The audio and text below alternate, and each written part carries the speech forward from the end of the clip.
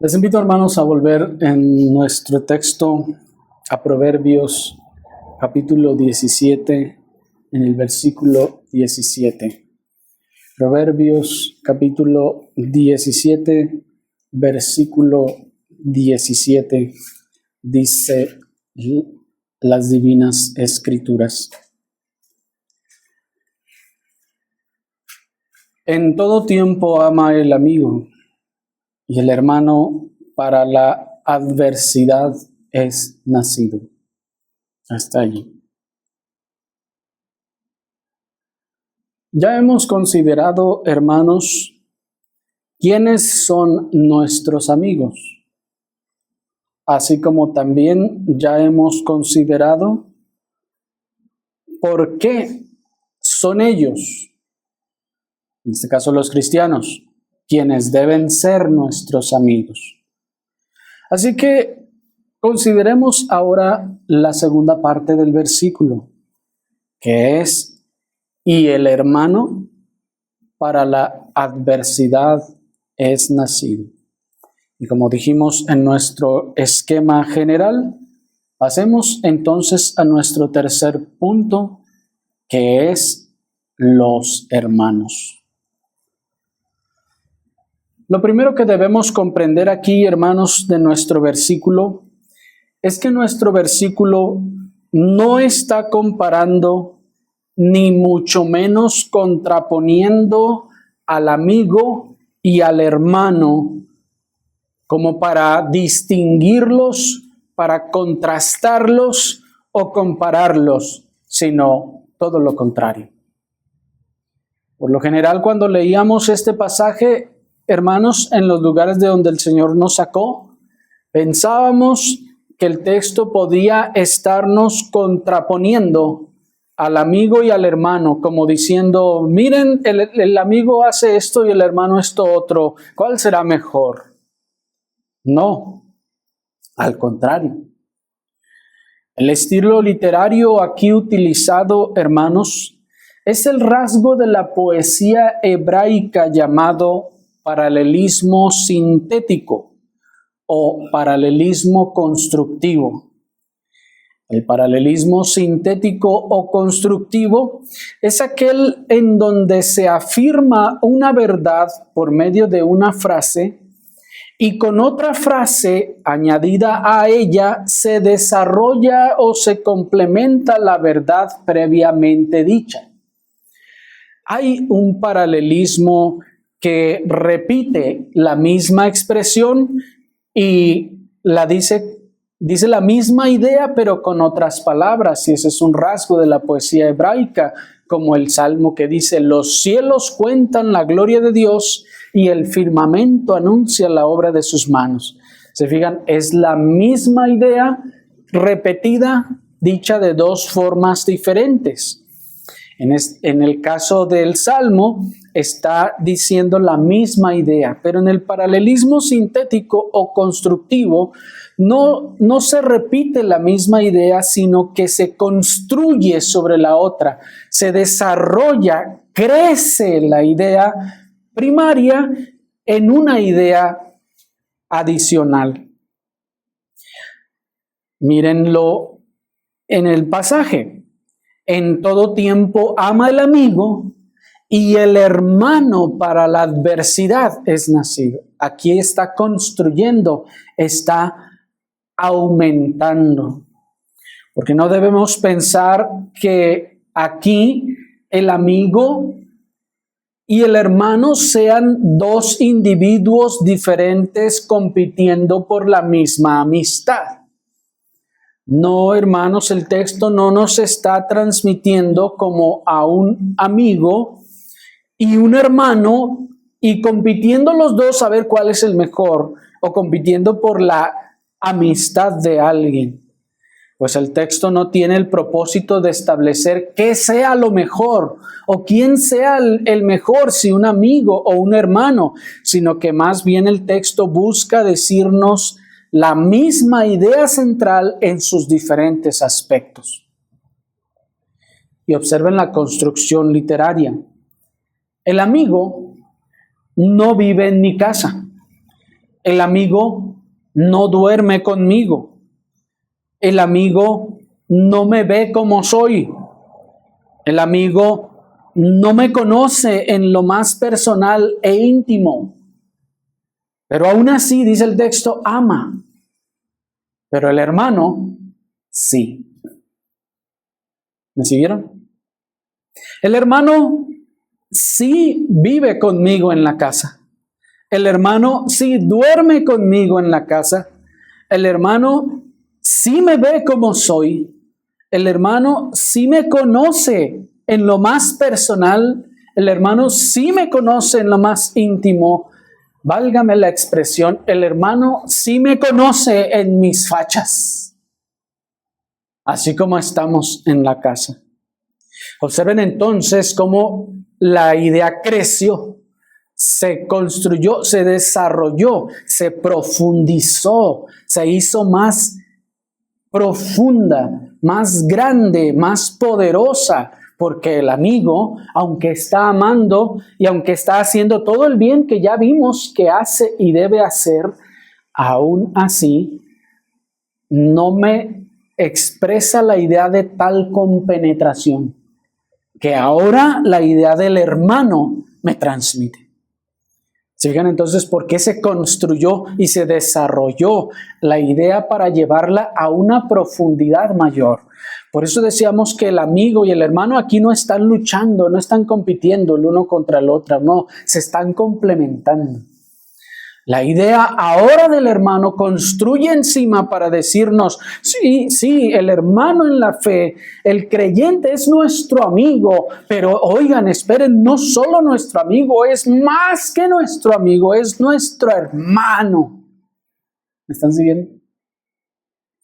Porque ese que está allí en la iglesia local, vive conmigo en esa iglesia local.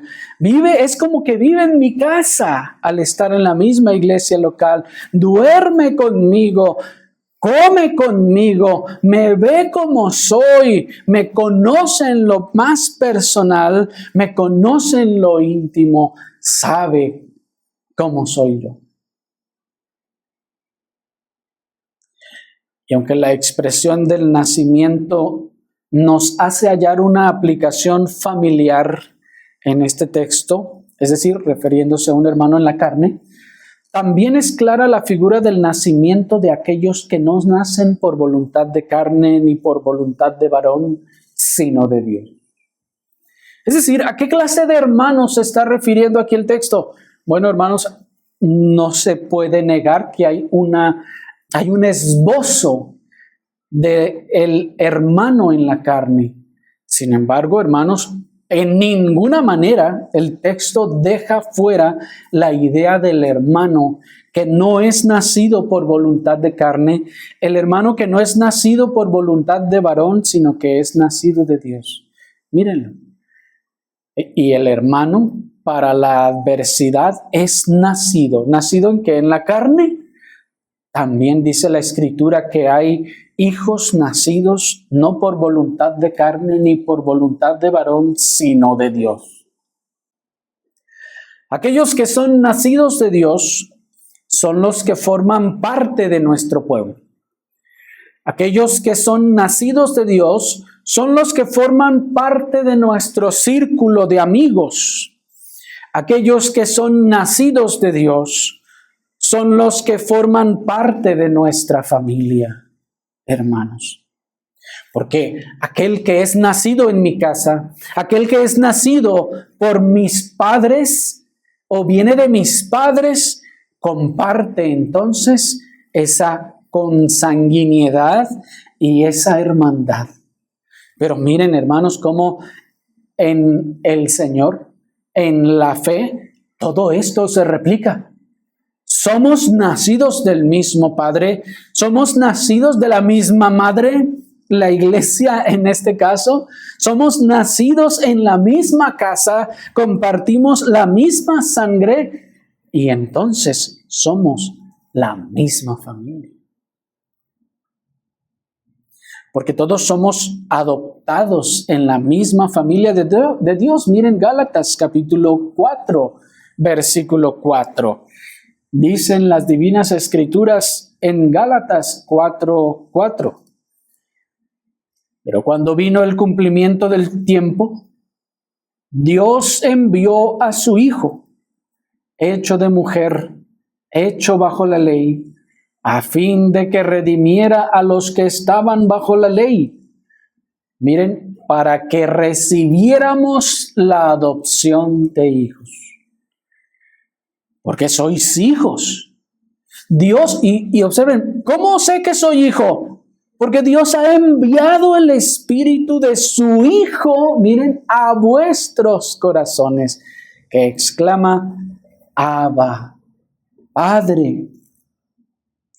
Por lo tanto, ya no eres más siervo, sino hijo. Y si hijo, entonces heredero de Dios a través de Cristo. Qué hermoso, ¿no les parece, hermanos? Pues observen cómo se nos está diciendo que somos adoptados. Adoptados en la familia de Dios, nos dice Efesios. ¿Y cómo sabemos que hemos sido adoptados? El apóstol nos dice, Dios ha enviado el Espíritu de su Hijo.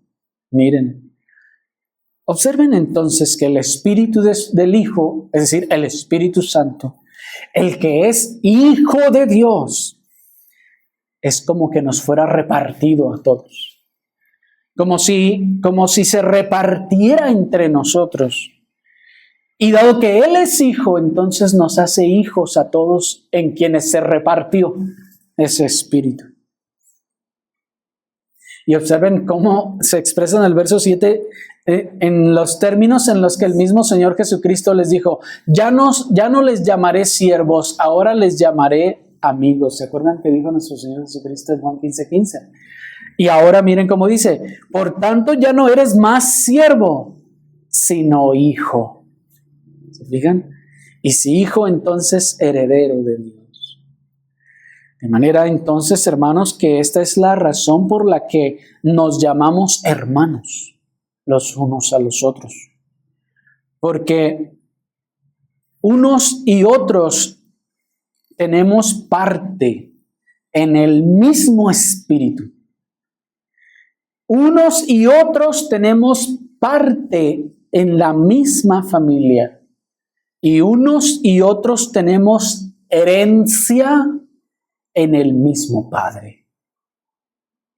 Qué impresionante, ¿no les parece? Miren cómo toda la Trinidad está involucrada en esta hermandad. Porque somos hermanos a través de Cristo, nos dice, porque el Espíritu de Cristo, ¿cuál? El Espíritu Santo. Ahí está la tercera persona de la Trinidad y la segunda también. Y todos herederos de Dios el Padre. Por eso nos llamamos hermanos los unos a los otros. Por lo que Proverbios 17:17 no puede estarse refiriendo meramente al hermano de sangre, hermanos.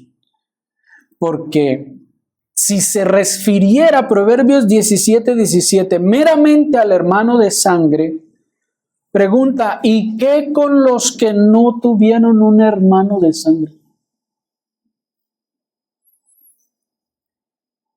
El texto dice que el hermano para la adversidad es nacido.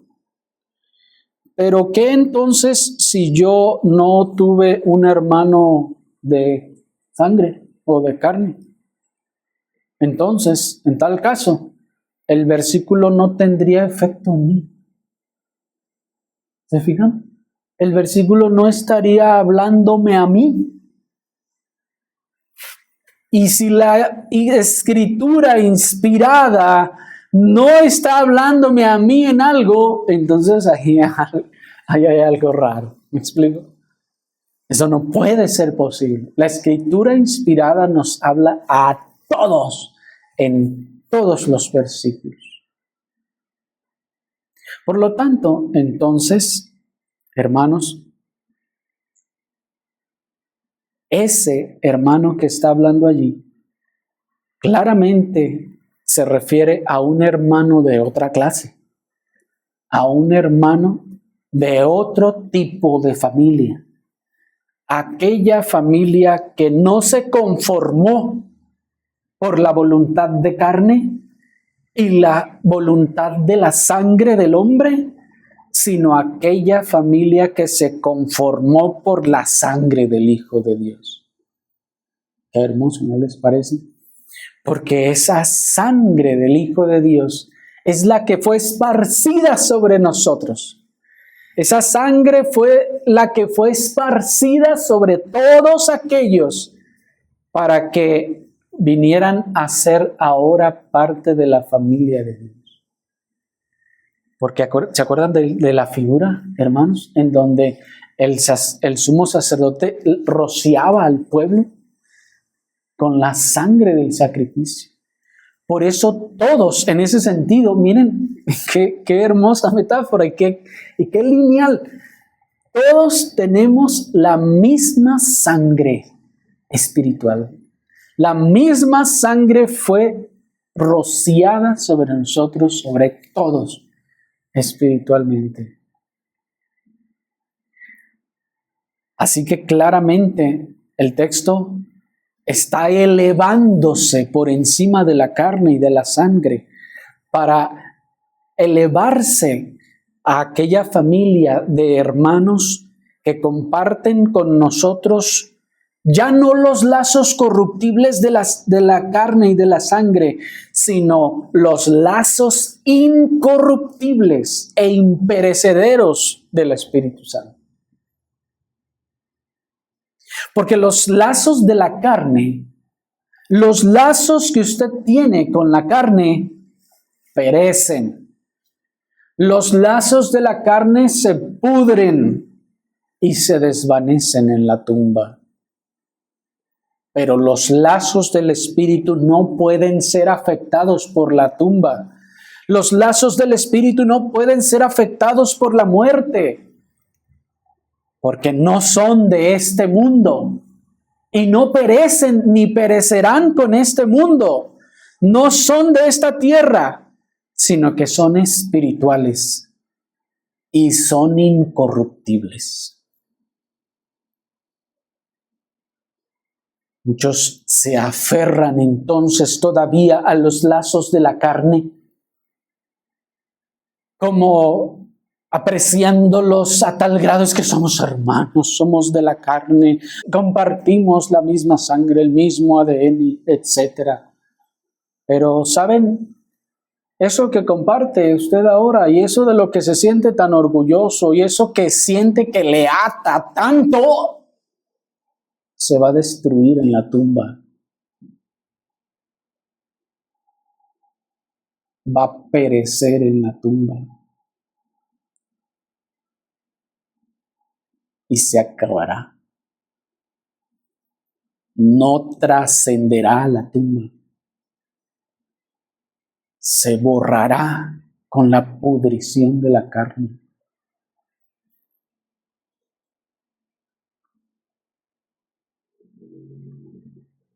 Por tanto, observen entonces que amar los lazos de la carne que perece y que se desvanecen en la tumba, más que los lazos del Espíritu que permanece,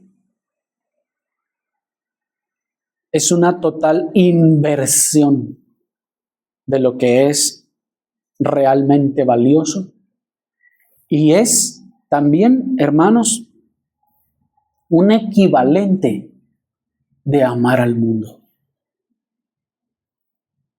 ¿Por qué no debemos amar las posesiones de esta tierra? Porque la Escritura nos ha librado del estar apegados, amando codiciosamente las posesiones de esta tierra. Porque tenemos una patria celestial, porque tenemos una ciudad celestial, porque tenemos algo mejor y porque esto que está aquí se va a acabar y no nos vamos a llevar nada. Pero piénsenlo, es lo mismo con la familia en la carne. Piénsenlo, Es exactamente lo mismo con la familia en la carne. Así como no me voy a poder llevar mi mansión, mi casa con su alberca y mis carros y todo lo que tengo, no me puedo llevar nada, aquí se queda. También no me voy a poder llevar ningún pariente. Por más cercano que sea en la carne, si no ha sido salvo, no me lo puedo llevar de aquí. Es totalmente imposible. Es igualmente imposible como es imposible llevarme mi casa, es imposible llevarme mi pariente mundano. Y segundo, así como no tengo necesidad de llevarme mi casa, ni mis carros, ni nada de esta tierra que perece, porque perecerá junto con toda la tierra. Porque allá tengo esperanza de cosas celestiales, superiores, mejores, y que esto no es nada. Porque las cosas espirituales son incorruptibles. Así, hermanos, la familia en la fe.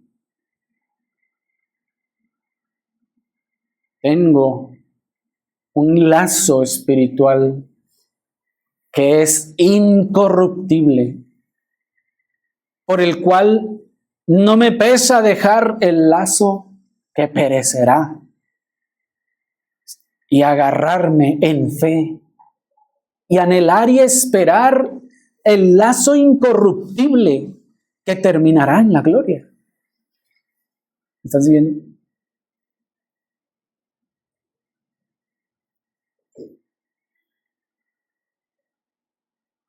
La Escritura nos dice que las cosas que se ven son temporales, pero las que no se ven son eternas.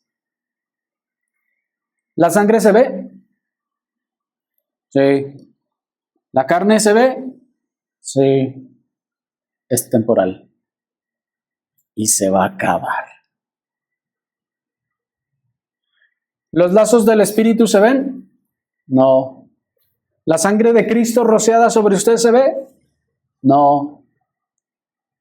Entonces es espiritual y es eterna. Qué impresionante, ¿no les parece? Eso es asombroso.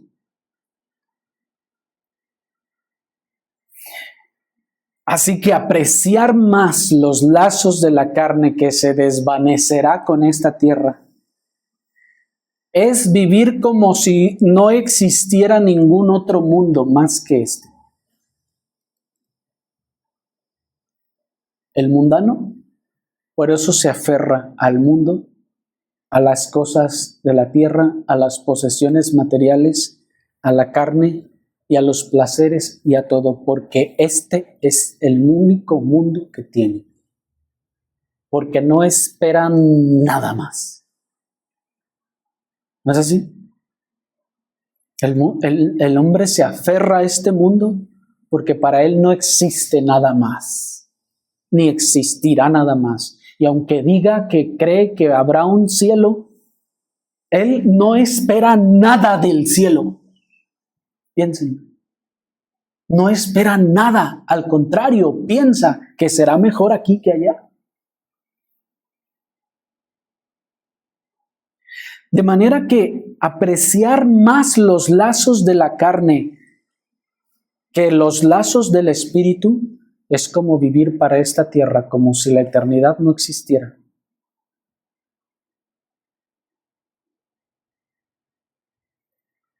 Buscar más los lazos de la carne que se desvanecerá con esta tierra es vivir como si no esperáramos cielos nuevos y tierra nueva donde mora la justicia, hermanos.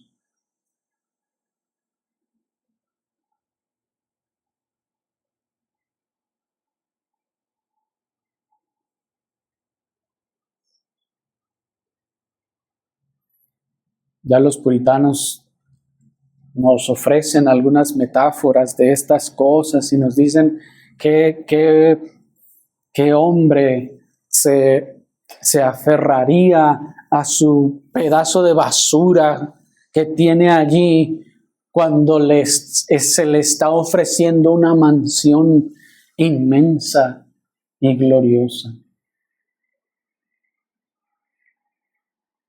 ¿Por qué nos aferraríamos a esta tierra, a este mundo, a las cosas que perecen, cuando esperamos cosas eternas y celestiales?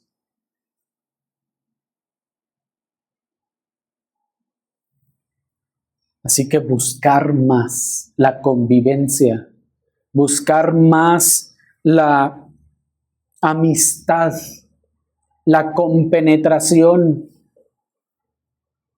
con los lazos de la carne que se desvanecerá, que con los lazos del Espíritu, es una señal clara de que no tenemos la mente puesta en las cosas de arriba, sino en las cosas de la tierra.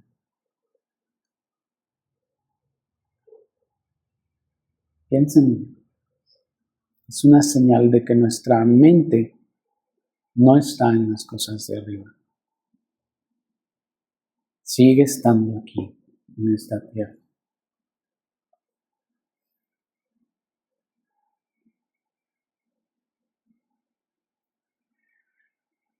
Y hacer más caso, o creer más a aquellos que comparten con nosotros los lazos de la carne, que hacer caso y creer a los que comparten los lazos del Espíritu,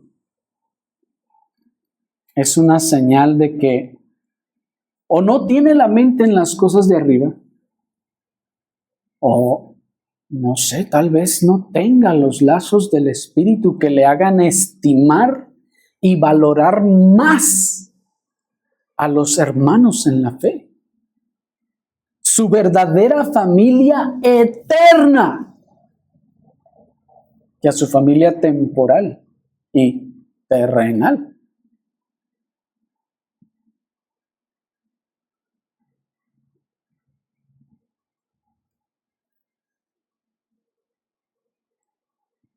En ese sentido, nos dice el pastor puritano David Clarkson, cito: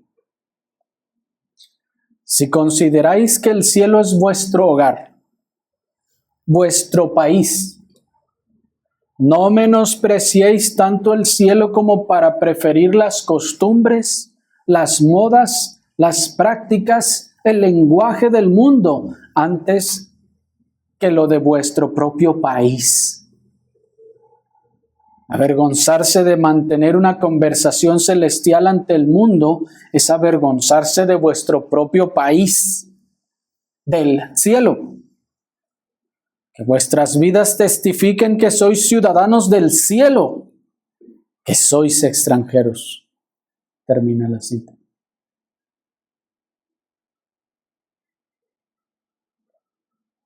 Miren, pues, nos dice el pastor puritano, ¿y entonces de dónde son ustedes, pues? ¿A qué reino pertenecen ustedes, pues? ¿En dónde están? ¿O a dónde van?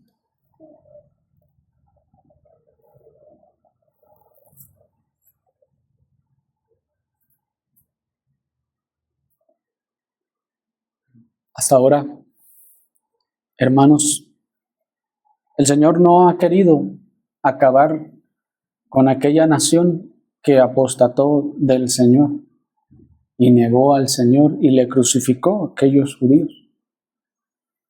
Y le ha dejado como testimonio a todas las naciones de la veracidad de la Escritura y de todos los tratos de Dios.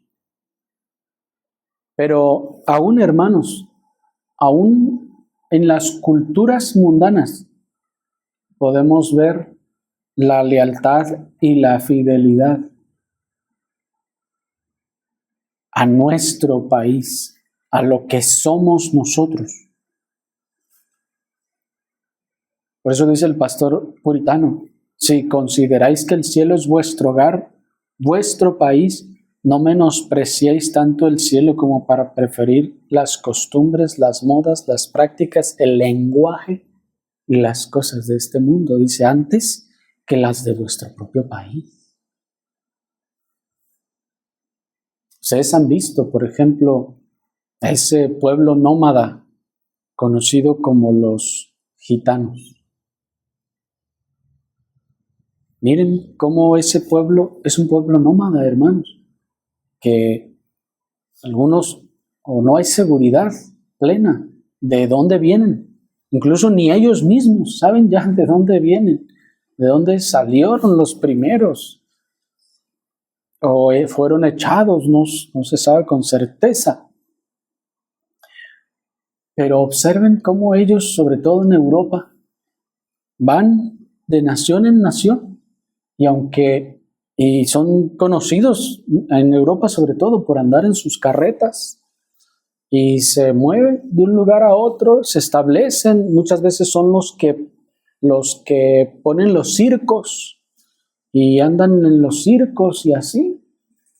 Y son como una subcultura, ¿han visto? Tienen su propio lenguaje incluso, tienen sus propias costumbres. No se casan con nadie más que entre ellos. No se asientan en el lugar en donde llegan. No se mezclan con la gente. Conviven con las personas, pero no se mezclan con ellos. Sino que valoran su herencia, su pueblo, lo que son ellos. Y si, hermanos, un pueblo terrenal, mundano, pagano, puede mostrar esa clase de lealtad y de fidelidad, ¿por qué nosotros menospreciaremos el pueblo del que se supone que somos y pertenecemos?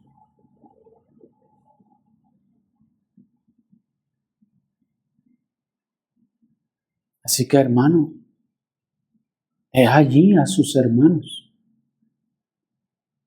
Míralos. Ellos son su pueblo. Ellos son su familia, no la de la carne. Hermanos, he aquí, allí está vuestra madre. Aquí están vuestros hermanos.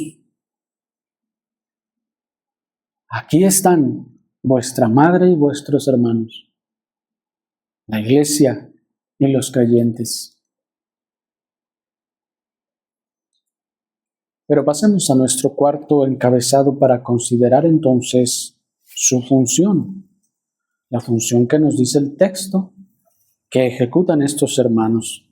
Dice Proverbios 17:17 nuevamente: en todo tiempo ama el amigo y el hermano para la adversidad es nacido. ¿Para qué tenemos a nuestros hermanos? Dice el texto, para la adversidad es nacido. No debemos pensar que el texto nos está diciendo meramente que el hermano desde que nace está condenado a la adversidad. No, sino que la idea que nos transmite es que el hermano ha nacido para el tiempo de adversidad. De hecho, por eso una versión agrega el término tiempo de adversidad, que por cierto no está en el original, pero esa es la idea. El hermano ha nacido para el tiempo de la adversidad. Es como si el texto nos dijera: el hermano fue puesto allí por la providencia para que nos pueda ser de ayuda en el tiempo de la adversidad. ¿Se fijan? Así que, sí, el hermano en la fe que usted tiene ahí cerca ha sido puesto por la providencia del Señor para ser auxilio para usted en el día de la adversidad. El hermano que está allí es el compañero de armas, de milicia, que el Señor puso ahí a su lado para el día de la adversidad. Y aquí encontramos dos cosas. Primeramente, encontramos un compromiso los unos a los otros de estar allí para auxiliar a nuestros hermanos en el tiempo de la angustia y de la adversidad. Pero también, hermanos, encontramos una confianza como la que vimos en el apóstol Pablo al ir a los amigos. Hay una confianza en que usted puede acudir a los hermanos y espere esa ayuda en la adversidad. Porque el texto nos está diciendo, el hermano por naturaleza será con el que puedes contar para la adversidad. Y si no pudiste contar o si no puedes contar con él para la adversidad, es porque no es o no son hermanos.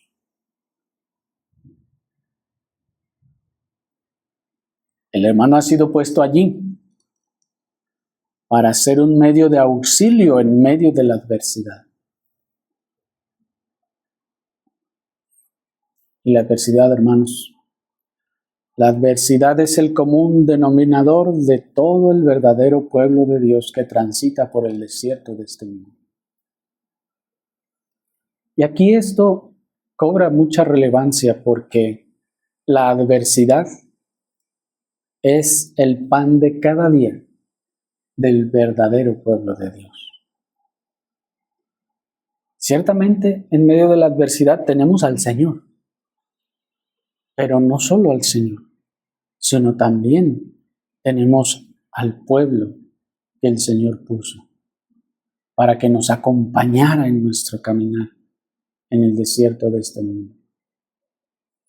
Dijo un pastor del pasado, la adversidad tiene fama de ser la piedra de toque de la amistad. La adversidad tiene fama de ser la piedra de toque de la amistad. Esa es la época en la que nuestros amigos falsos nos abandonan, pero un amigo de verdad actúa entonces como un hermano y revela su amistad más que nunca. Y sí, hermanos, es una realidad. La adversidad o la dificultad es la que revela a los verdaderos amigos. Ustedes ya les explicaron la definición de piedra de toque. Y así, dice, es la adversidad. Es una piedra de toque para revelar la verdadera amistad al verdadero hermano. Y observen la expectativa y el compromiso, entonces, que ser parte de la familia de Dios exige. Por eso decíamos, por un lado, que el hermano verdadero estará allí para auxiliarnos. Estará dispuesto a auxiliarnos. Y en segundo lugar, que podemos tener la confianza de que verdaderamente nos auxiliará. Porque si hablamos de adversidad, hermanos, los creyentes verdaderos son los especialistas en eso. Es decir, que su peregrinación por el desierto de este mundo es un valle de lágrimas y de sombra de muerte. En el caso del evangelicalismo no, ya vimos la ocasión anterior que su servidor estuvo aquí, que al contrario, ellos viven y dice el salmista, se engruesan y comen y se ponen gordos de tanto prosperidad que les da, dice, obtienen con creces los deseos de su corazón. Pero los creyentes verdaderos no, sino que transitan por un valle de lágrimas. Y en ese sentido, cito, hermanos, un extracto del libro recopilatorio de testimonios de los mártires de la Reforma, que se comenzó a escribir desde los mediados de 1600. Dice, el orgullo ha entrado en tu heredad y muchos que se suponen cristianos se han unido a ella. Miren qué impresionante. Y han traído así la abominación de la desolación. Desprecian y destruyen el santuario cristiano. Lo han pisoteado y la abominación de la desolación es adorada como Dios. Han perturbado tu santa ciudad, han derribado tu santo altar y han matado a tus siervos cuando han podido poner sus manos sobre ellos. Y ahora quedamos como un pequeño rebaño. Nos han conducido a tus tierras con desprecio y oprobio.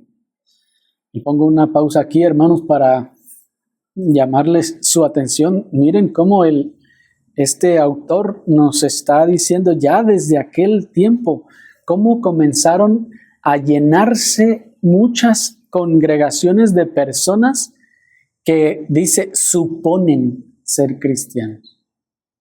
Pero miren cómo dice que fue cuando esto ocurrió que entonces viene lo que el autor llama la abominación de la desolación. Es decir, como que dice, y a partir de aquí, todo se fue para abajo. Y luego sigue diciendo, estamos dispersos como ovejas que no tienen pastor. Nos han obligado a abandonar casa y hogar. Somos como cuervos nocturnos que moran en las rocas. Nuestras cámaras están en agujeros y peñascos. Nos vigilan como aves que vuelan en el aire. Vagamos por los bosques. Nos cazan como perros. Nos llevan apresados y atados como corderos que no abren la boca. Gritan contra nosotros como sediciosos y herejes. Nos llevan como ovejas al matadero. Muchos se sientan oprimidos y en lazos que incluso pudren sus cuerpos. Algunos se han hundido bajo sus sufrimientos y han muerto sin culpa. He aquí la paciencia de los santos en la tierra. Aquí debemos ser probados por el sufrimiento. Los fieles han sido colgados en árboles, estrangulados, cortados en pedazos, ahogados en secreto y abiertamente. No solo hombres, sino también mujeres y doncellas han dado testimonio de la verdad, de que Jesucristo es la verdad, el único camino a la vida eterna. El mundo todavía se enfurece y no descansa. Delira como si estuviera loco.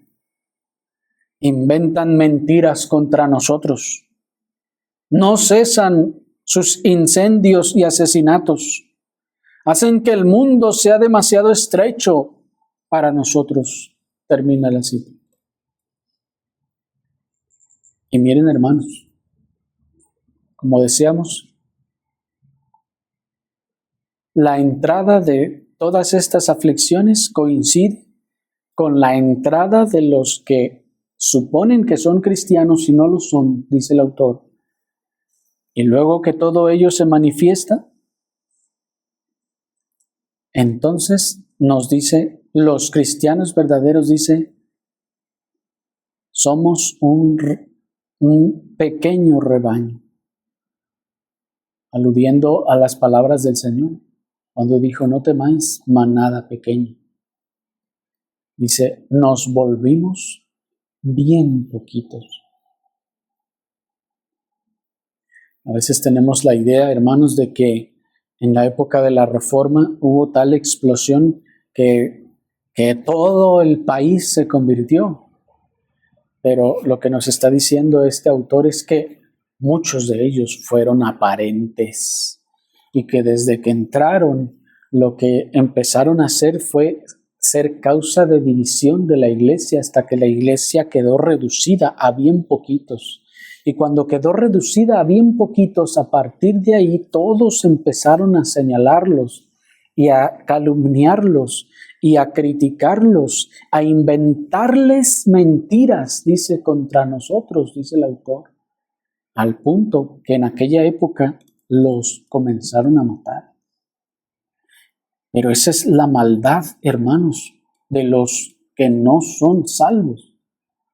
siempre están buscando destruir al pueblo de Dios. No les importa, en verdad no les importa el bien de nadie, como veíamos en la lectura de Proverbios. Al perverso no le importa ninguna cosa más que su propio vientre, más que su propio yo, satisfacerse a sí mismo. Pero observen cómo son los cristianos verdaderos, hermanos, quienes sufren las verdaderas penalidades. Porque como vimos la ocasión anterior, el evangelicalismo no sufre estas cosas, hermanos. ¿Por qué? Porque aunque sean señalados, ¿qué les aflige? ¿Qué les aflige? En absoluto, hermanos. ¿Cuántas veces se le ha señalado, por ejemplo, a aquel falso profeta llamado Cash Luna? ¿Cuántas veces no se le ha señalado? ¿Y qué le aflige? Si tiene sus millones de seguidores. Oye, que alguien le llama falso profeta y para él es como una hormiguita asquilina. ¿Cómo le llaman aquí a las hormiguitas pequeñitas? Un esquilín que, mira, anda diciendo que soy falso. Mira todo lo que tengo, ¿cómo voy a ser falso? No le duele, no le pesa, no es afligido por ello. De manera que cuando el versículo nos dice que el hermano para la adversidad es nacido, nos está diciendo que el hermano en la fe, es un medio de consuelo para el día de la aflicción y de la adversidad. El hermano en la fe es el medio que el Señor también dejó para consolarnos en el día de la aflicción y de la adversidad. Que cuando usted tenga aflicción o adversidad, a quien debe acudir es a sus hermanos en la fe y no a sus hermanos en la carne. Cuando usted tenga aflicción o adversidad, no es a sus hermanos en la carne a quienes debe acudir, sino a sus hermanos en la fe. Cuando usted se sienta desalentado o afligido, a quien debe acudir no es a sus hermanos en la carne, sino a sus hermanos en la fe.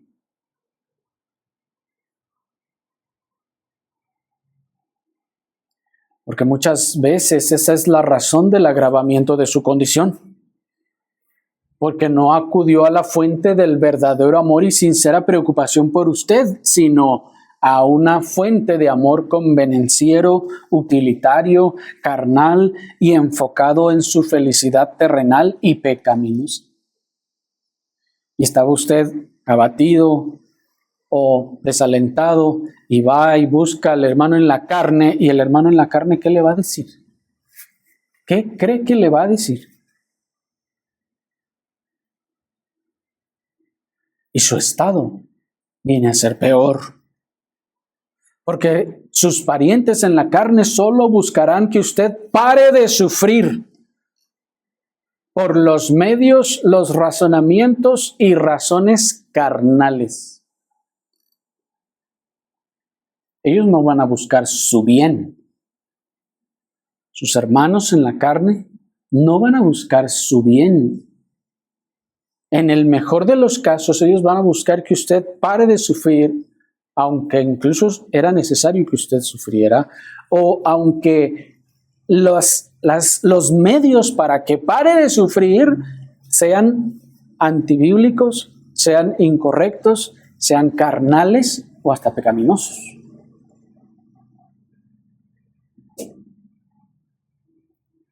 Porque sus familiares en la carne, al contrario, le dirán: estás sufriendo porque quieres. Ya te dije que dejes esa iglesia. Salte de allí. Y verás que tus problemas se acaban.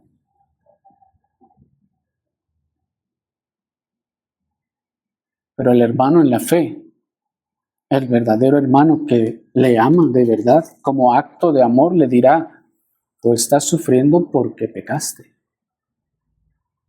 Pecaste en eso, en esto. Estás pecando aquí. Estás pecando tan solo con decirme estas cosas de esta forma.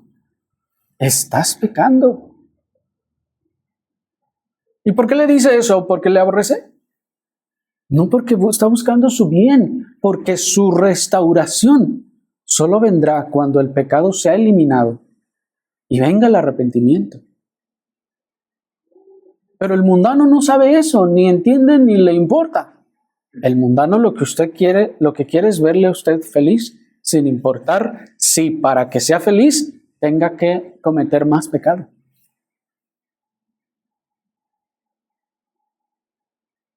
Por eso, en vez de decirle: estás mal, estás chismeando con esto, estás haciendo mal con esto otro, estás murmurando, estás pecando contra el Señor, estás manifestando falta de fe, estás mostrando incredulidad, mira, ¿qué te está pasando? En vez de decirle eso, le van a decir: no, tú estás sufriendo porque quieres, deja esa iglesia. Y vas a ver que tus problemas se van a acabar. Y qué cosa tan interesante, si le hace caso y deja esa iglesia, sí, sus problemas se le van a acabar, pero también su esperanza y su fe. Y terminará en la apostasía, efectivamente.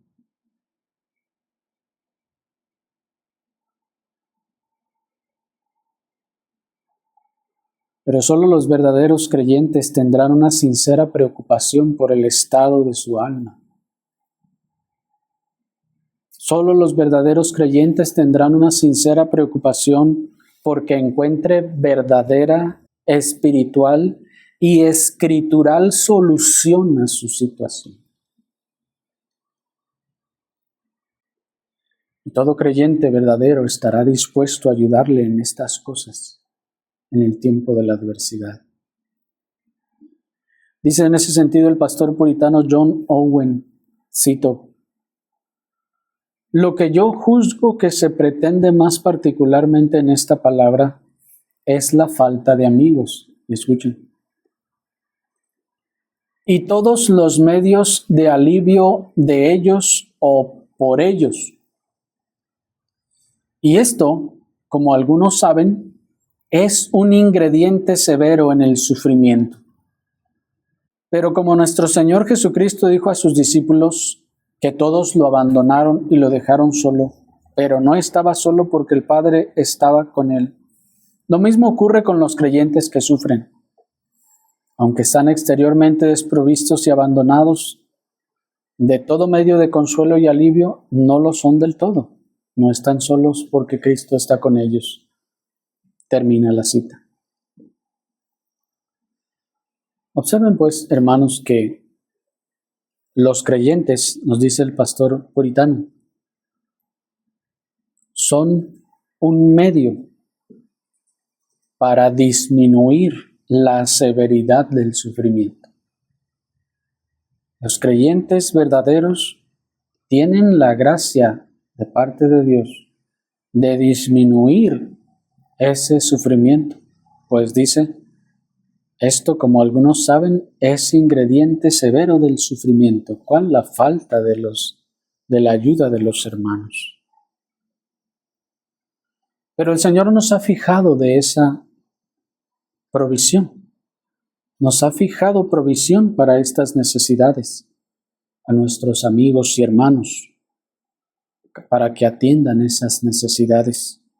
Y veamos por último, hermanos, esa provisión. Hay una iglesia en el libro de la Revelación que es conocida como la iglesia que está en Filadelfia y que leemos en Revelación 3:7, y al ángel de la iglesia en Filadelfia escribe. El término Filadelfia, hermanos, como veíamos, es una palabra compuesta de filos, que significa amigo, y adelphos, que significa hermano. Lo que constituye, hermanos, miren, lo que constituye el resumen de todo lo que hemos dicho hasta ahora. Amigos y hermanos. ¿Quiénes son ellos? La familia en la fe, la Filadelfia, los amigos y hermanos. El Señor, en su gracia, hermanos, ha proveído de ese amor natural que los creyentes tienen los unos para con los otros. Sí, hermanos, cuando el Señor ha derramado su amor sobre los creyentes no son solo ahora habilitados para poder amar a Cristo, sino que también son habilitados y movidos para amar también a los demás creyentes. Ahora pueden verdaderamente amarles. Antes no podían, pero ahora pueden. Y de hecho, hermanos, ese es un rastro de la gracia de Dios en nosotros, que podemos amar a los creyentes. En cierta ocasión, cierta persona decía, pero es que yo no sé por qué, pero yo no siento ese amor que debería por estos hermanos. Yo no sé, yo no me siento así. Digo, sí, me caen bien y todo, pero yo no siento ese amor. Y esa persona terminó fuera de esa iglesia pronto. Porque el Señor provee, hermanos, a través de los lazos del Espíritu. Que sea el mismo Espíritu el que está operando en todos, genera una comunicación de gracia. Esa comunicación de gracia, ustedes la pueden ver y experimentar con la simple conversación con los hermanos. Les escuchan hablar de Cristo, les escuchan hablar de la palabra, de lo que el Señor les ha ayudado a entender, y se comunica ese Espíritu. Y se experimenta, porque es experimental en ese sentido. Y puede ver esa gracia. Y eso, hermanos, invariablemente produce un amor, una estima que desde el principio es completa, plena y total. No, es como la fe que nos es implantada, como la santificación que nos es dada como un principio de santidad. Nos es dada una porción de fe, nos es dada una porción de santificación del Espíritu, y que nosotros debemos fomentar para que crezca. Nos es dado un amor entonces básico, si podemos usar ese término, por los demás hermanos. Y yo estoy seguro que siendo usted creyente verdadero, usted lo habrá experimentado. Usted siente esa preocupación por los hermanos. Usted siente dolor cuando algo les pasó, cuando están ellos pasando por dificultades. Usted también lo siente esa carga, y aún más, siente el impulso de querer ayudarlos. Examínese, y le aseguro que si usted es creyente verdadero, lo va a encontrar eso. Y va a encontrar que eso no es a regañadientes. No le están empujando y ándale, y usted no quiero. No, es un amor sincero. Pero sepan algo, ese amor sincero también se resiste. Es decir, también puede ser resistido. Porque como veíamos, el amor produce actos de amor. Ese amor que el Señor puso por los demás creyentes puede estar ahí y nos va a mover a actos de amor. Y esa emoción a esos actos de amor es lo que puede ser resistido.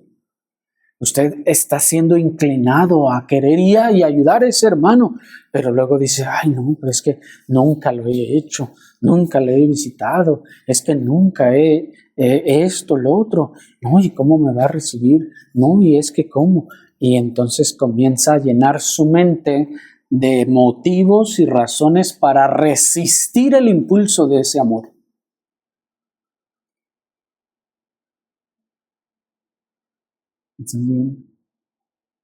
Observen, resistimos también al amor a los hermanos. Porque muchas veces está allí, pero no fomentamos con fe, no abrazamos por fe esas mociones que el Espíritu nos está impulsando a que busquemos amistosamente o misericordiosamente a nuestros hermanos, lo resistimos. Por temor, por vergüenza, por falta de costumbre, porque yo soy bien ranchero y no, pues yo como que ya no me hallo así. Y resistimos manifestar ese amor. Pero estamos haciendo mal, estamos pecando, hermanos. Estamos pecando porque estamos resistiendo al Espíritu Santo ahí también, porque ¿quién es el que me mueve? ¿Yo? ¿El amor mío que sale de mí? No, ¿quién produce y genera esa emoción de amor? El Espíritu Santo. Por lo que, si yo resisto eso, también estoy resistiendo al Espíritu Santo. Miren, hermanos. Qué cosa tan delicada, ¿no les parece? ¿Qué cosa tan delicada es eso?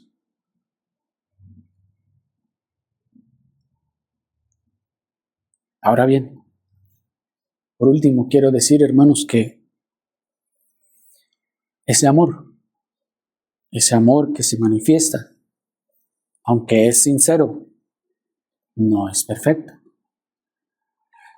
Es decir, la manifestación del acto de amor, aunque es sincero, no siempre es perfecto, pero sí es esforzado, pero sí es constante. Es decir, que a la hora de que obedecemos a esa inclinación, a esa emoción para manifestar el amor al hermano o a la hermana, no siempre lo hacemos de manera perfecta, ya sea por el medio perfecto o el medio correcto o adecuado o legítimo, o de la forma correcta, adecuada o legítima. ¿Me explico? Porque alguien dirá, y voy a poner un ejemplo muy exagerado. Ustedes saben, a veces, como se dice, la exageración hace el punto, para que me entiendan. Es como que usted dice, ay, quiero manifestarle el amor al hermano, a la hermana. Ya sé. Lo que voy a hacer es que le voy a invitar a la parranda aquella. ¿Sí me explico? Es decir, que la forma en la que queremos invitarlo o el medio que queremos usar para manifestar nuestro amor no es legítimo por sí mismo. O una hermana diga, les quiero manifestar todo mi amor a todas las hermanas, así que las voy a convocar a todas para que se reúnan todas conmigo y hagamos esto. Y entonces se toma la atribución y convoca a todas las hermanas.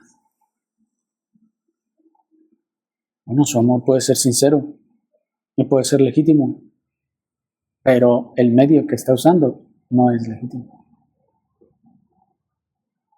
Y espero saben y entienden por qué, ¿verdad?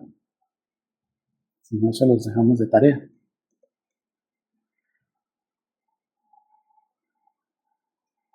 De manera que, aunque esa emoción es una inclinación que el Espíritu da, nosotros tenemos que usar la palabra para manifestar, para que se manifieste de manera correcta y adecuada ese amor.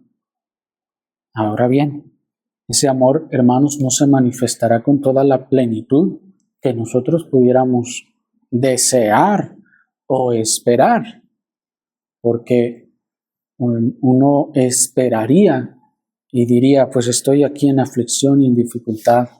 A ver, ¿a qué horas viene algún hermano a ayudarme, a socorrerme? A ver, ¿a qué horas vienen a decirme lo guapo que soy y las buenas cosas que he hecho siempre? No, espérame, pues es que está esperando una cosa, incluso en ocasiones tal vez hasta ilegítima, ¿verdad? O incorrecta. O está esperando que su hermano le manifieste amor de la forma que usted tal vez lo haría, y lo cual no necesariamente es así o se va a manifestar así. El hermano lo hará conforme a sus fuerzas y su entendimiento, y si sus fuerzas y su entendimiento son limitados, entonces lo manifestará así. Así que también estos hermanos podrán manifestar su amor de una forma o en un medio, en una forma que no sea del todo buena. Miren allí a los amigos de Job. La Escritura nos dice que eran sus amigos. Y como sus amigos, la verdad es que no discernieron bien lo que estaba pasando y según ellos iban a hacerle bien. Pero ¿qué hicieron? Al contrario, le causaron más mal. ¿Por qué? Porque fueron con un espíritu más tosco. Y dijeron, no, yo le voy a causar bien al hermano y le voy a decir sus verdades para que entienda por una vez por todas. Y a veces nuestra aspereza, aunque sea motivada por el amor, por el bien del hermano, puede llegar a ocasionar que actuemos como los amigos de Job. ¿Me explico? Por eso leíamos en el proverbio que panal de miel son las palabras, ¿cómo? Agradables. Esas palabras agradables que agradan el corazón.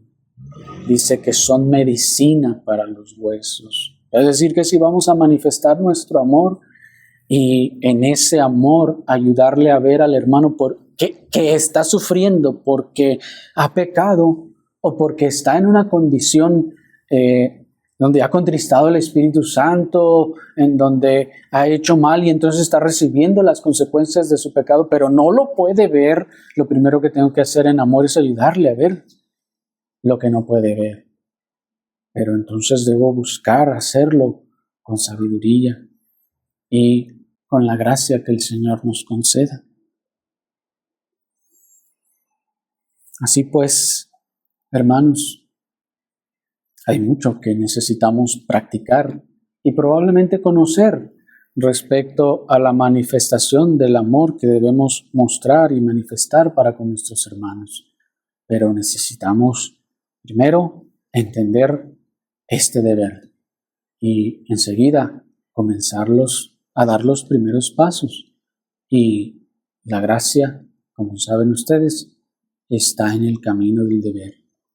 Así que comencemos ahora.